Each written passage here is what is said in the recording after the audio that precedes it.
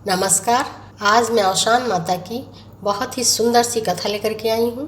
तो कथा सुनने से पहले अगर आप चैनल पर नए हैं, हमारे इस चैनल को सब्सक्राइब करें। कथा सुनने के बाद हमारी इस वीडियो को लाइक करें, शेयर करें। कमेंट्स में जय औशान माता लिखना न भूलें। औशान माता आपके सभी कष्टों को हर लें। इसी सद्भावना के साथ कथा सुनते हैं। एक राजा साहब थे, तो उनके यहाँ ईंटा पथवाने का काम चल रहा था। मगर राजा साहब के ईंटें जब आवे में रखे जाते थे तो पकते नहीं थे। पहले के ज़माने में भट्ठे नहीं होते थे, तो कुम्हार के आवे में ही ईंटें पकाए जाते थे। अब तो राजा साहब बहुत परेशान हो गए कि इतना ईंधन, लकड़ी, कंडा लगाया जाता है और ईंटें क्यों नहीं पकते हैं। तो उन्होंने अपने मंत्रियों से सलाह की। तो मंत्री ने कहा कि राजा साहब, योग ब्राह्मणों से पूछा जाए, विद्वानों से, ज्ञानी लोगों से पूछा जाए कि भाई जब इतना सब कुछ किया जाता है तब भी ईंटें क्यों नहीं पकते हैं। तो राजा साहब ने कहा हाँ ठीक है, बुलवाइए। तो फिर मंत्रियों ने ब्राह्मणों को बुलवाया और उनसे सलाह मशवरा किया। तो ब्राह्मणों ने बताया कि राजा साहब, एक उपाय है, अगर आप किसी इकलौते लड़के की बलि दे दें तो ईंटें पक जाएंगे। तो राजा साहब बहुत परेशान हो गए। उन्होंने कहा किसी के भी इकलौते लड़के की बलि मैं कैसे मांगूंगा। तो पंडितों ने कहा कि उसके अलावा कोई चारा नहीं है। अरे आप तो राजा हैं, आप इसके साथ में कुछ ढेर सारा इनाम रख दीजिए, जिसके लालच में बहुत लोग तैयार हो जाएंगे और आपका भी काम बन जाएगा। राजा साहब ने अपने दिल पर पत्थर रख के ये घोषणा करवा दी कि जिसके पास इकलौता लड़का है उसे अपने बच्चे की बलि सुबह देनी होगी। उसके बदले में मैं उसे मुँह मांगा इनाम दूंगा। और इसी तरह की घोषणा करा दी और अपने सैनिकों को पूरे राज्य में छोड़ दिया कि जिसका भी इकलौता लड़का हो उसे पकड़ के ले आओ और उसकी बलि सुबह दी जाएगी। सब लोग ढूंढने लगे तो एक गांव में एक कुम्हार के अकेला ही लड़का था।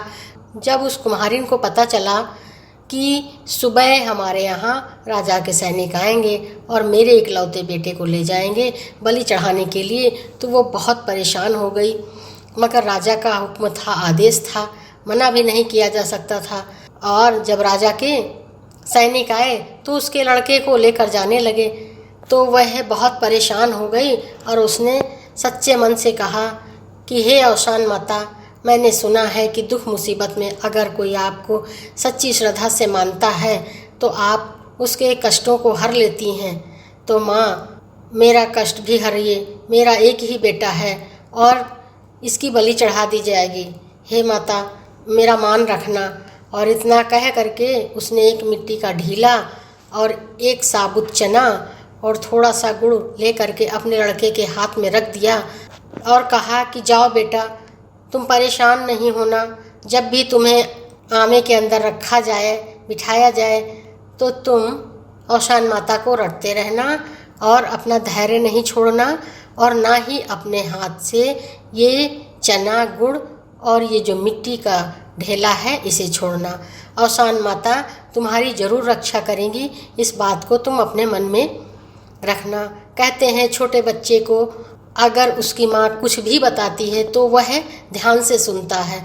इसी तरह से उस बच्चे ने भी अपनी माँ की बात को गौर किया और वह सैनिकों के साथ चला गया। जब उसे आवे में रखा गया तो वह यही रटता रहा, जय औशान माता, जय औशान माता। और इस तरह से करके आवे में ईंटें भी पकने के लिए रखे गए, सारा ईंधन लगाया गया, लकड़ी कंडा लगाया गया। और राजा भी बहुत परेशान थे कि उन्हें इस कार्य के लिए एक बच्चे की बलि भी देनी पड़ रही है। फिर 2-3 दिन के बाद जब उस आमे को खोला गया, देखा गया कि देखें भाई ईंटें पके हैं कि नहीं पके हैं। तो ईंटें तो बहुत अच्छी तरह से पक गए थे। जब ईंटें निकाले गए तो उसके अंदर वो बच्चा भी मिला और वह आंख बंद करके बस यही रट रहा था, जय औशान माता की, जय औशान माता की। यह देख करके सभी लोग दंग रह गए और राजा भी दंग रह गए कि अरे ईंटें तो इतनी अच्छी तरह से पक गए हैं और ये छोटा सा बच्चा कैसे जीवित रह गया। राजा साहब ने उस कुम्हारिन से पूछा कि भाई तुमने ऐसा कौन सा तप किया है, ऐसा कौन सा अच्छा कर्म किया है कि ये ईंटें पक गए और ये तुम्हारा बेटा नहीं जला। तो कुम्हारिन की आंख में आंसू था और वह औशान माता को याद करके कहने लगी कि अरे राजा साहब, हम कौन सा यज्ञ कर सकते हैं, कौन सा तप कर सकते हैं, हम लोग तो बहुत ही गरीब हैं। बस मैंने तो सच्चे मन से औशान माता को याद किया था। ये सब कुछ उन्हीं का चमत्कार है, ये सब कुछ उन्हीं की वजह से हुआ है। और इतना कह करके उसने अपने बच्चे को अपने गले से लगा लिया। सभी लोग औशान माता के इस चमत्कार को देख करके जय जयकार करने लगे और राजा साहब बहुत प्रसन्न हुए और उन्होंने अपने राज्य में ये घोषणा कर दी कि सभी लोग औशान माता की पूजा करें। और राजा ने पूरे राज्य की सुहागनों को बुला करके औशान माता की पूजा की और पूरे राज्य में उनका प्रसाद बंटवाया। तो जिस तरह से औशान माता ने कुम्हारिन के उस इकलौते बच्चे की रक्षा की, उसी तरह से कथा सुन रहे हमारे भाई बहन के जो भी कष्ट हों, माता रानी दूर करें, उनके जीवन के भी सभी कष्टों को हर लें। तो इस तरह से कथा तो पूरी होती है, संपन्न होती है। बोलो औशान माता की जय। और जाते जाते चैनल को सब्सक्राइब करें, वीडियो को लाइक करें और एक बार प्रेम से बोलें जय श्री कृष्णा, राधे राधे।